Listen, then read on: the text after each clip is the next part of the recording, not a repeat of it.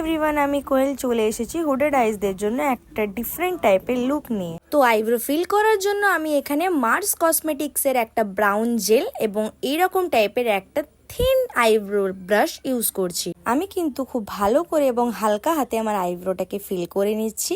একটা কথা তোমরা সবাই মাথায় রেখো, আইব্রো ফিল করার সময় কিন্তু কখনো ইনার পার্ট থেকে আউটার পার্টে যাবে না, সবসময় মিডল পার্ট থেকেই কিন্তু আউটার পার্ট ডিফাইন করবে।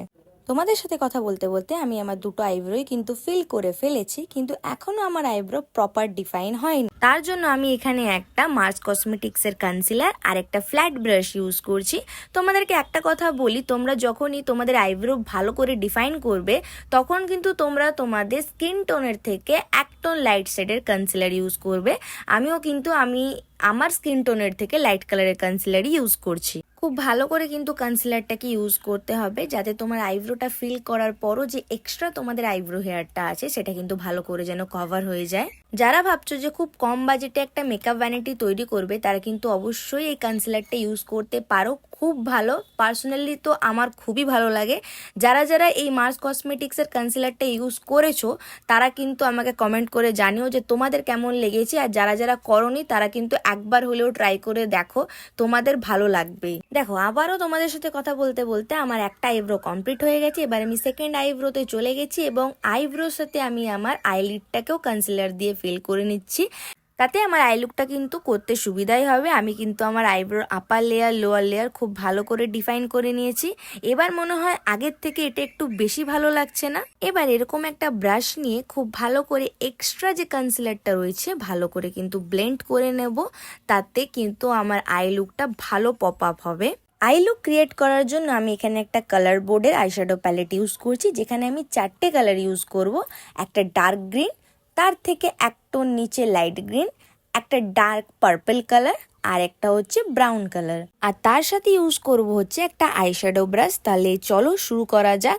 প্রথমেই শুরু করছি হচ্ছে একটা লাইট গ্রিন নিয়ে, যেটা আমার ইনার কর্নার থেকে আমি আমার আই বলের মিডল অবধি ইউজ করব। এই আই লুকটা যেহেতু হুডেড আইসদের জন্য, হুডেড আইসের একটা প্রবলেম কিন্তু সবসময় ফেস করো, যে কোনো আই লুক করার পরে ওপেন আইতে কোনো আই লুকই আর ফুটে ওঠে না। তাদের জন্য একটা টিপস দিই, তোমরা কিন্তু আই ওপেন করে দেখে নেবে যে তোমাদের ক্রিজ লাইনটা কতটা আছে। তো আই লুক করার সময় সেই ক্রিজ লাইনের থেকে 1% ওপরে একটা ডুপ্লিকেট ক্রিজ লাইন তৈরি করবে। তোমরা দেখো, আমিও কিন্তু আমার ক্রিজ লাইনের থেকে 1% ওপর থেকে আমার আই লুকটা ক্রিয়েট করছি, কারণ আমারও হুডেড আইস। তো আই ওপেন করলে কোনো আই লুকই আর ভালো লাগে না দেখতে, তাই কিন্তু একটা ডুপ্লিকেট ক্রিজ তোমরা তৈরি করবে। আমিও সেটাই করছি, ভালো করে দেখো। এবারে কিন্তু আমি আই ওপেন করি বা আই বন্ধ করে থাকি, তাতেই কিন্তু আমার আই লুকটা ভালো করে বোঝা যাবে। এবারে কিন্তু আর কোনো প্রবলেম থাকবে না হুডেড আইসদের জন্য। এবার আমি একটা পেন্সিল ব্রাশের মাধ্যমে আউটার কর্নার থেকে ইনার কর্নারে একটা ডার্ক পার্পল কালার ইউজ করছি। তোমরা দেখো, ইনার কর্নার থেকে কিন্তু আউটার কর্নার নয়, আউটার কর্নার থেকে ইনার কর্নারে কিন্তু আমি ডিফাইন করছি এবং আউটার কর্নারে ডার্ক পার্পল দিয়ে একটা শ্যাডো ক্রিয়েট করছি। এবারে কিন্তু খুব ভালো করে পেন্সিল ব্রাশের মাধ্যমে গ্রিন আর ডার্ক পার্পল কালারটাকে ভালো করে ব্লেন্ড করছি। ব্লেন্ড করাই কিন্তু হচ্ছে আই লুকের মেন পার্ট। ভালো করে যদি তোমরা ব্লেন্ড করতে না পারো, যদি হার্শ লাইন চলে আসে, তাহলে কিন্তু কোনো আই লুকই ভালো লাগবে না। এবারে কিন্তু সেম ওই পেন্সিল ব্রাশের মাধ্যমে আমি ব্রাউন কালারের আইশ্যাডোটাকে নিয়ে আউটার কর্নার থেকে ইনার কর্নারে ডিফাইন করছি। আমার ভিডিও তোমাদের কেমন লাগছে প্লিজ কমেন্ট করে জানিও। আর তোমাদের যদি আমার জন্য কোনো রেকমেন্ডেশন থাকে তাহলেও জানিও, সেটা কিন্তু আমি নেক্সট ভিডিওতে দেওয়ার চেষ্টায় থাকবো। এরপরে একটা ফ্লাফি ব্রাশের মাধ্যমে যতগুলো আইশ্যাডো আমি ইউজ করেছি সেই প্রত্যেকটা আইশ্যাডোকে খুব ভালো করে ব্লেন্ড করে নেব, যাতে এক ফোঁটাও হার্শ লাইন না থাকে, একদম স্মুথ ব্লেন্ডিং হয়ে যায়। এই দেখো, আমার আই লুকে কি তোমরা কোনো হার্শ লাইন দেখতে পাচ্ছ কি? এবারে আমি আমার লোয়ার ল্যাশ লাইনে একটা পেন্সিল ব্রাশের মাধ্যমে গ্রিন কালার আর ডার্ক পার্পল কালারকে মিক্স করে একটা শেড তৈরি করে সেটাকে ব্লেন্ড করে নিচ্ছি, যাতে আমার লোয়ার ল্যাশ লাইনটাও খুব ভালোভাবে কালারফুল হয়ে যায়। কি এবার ভালো লাগছে তো? ভালো তো লাগবেই।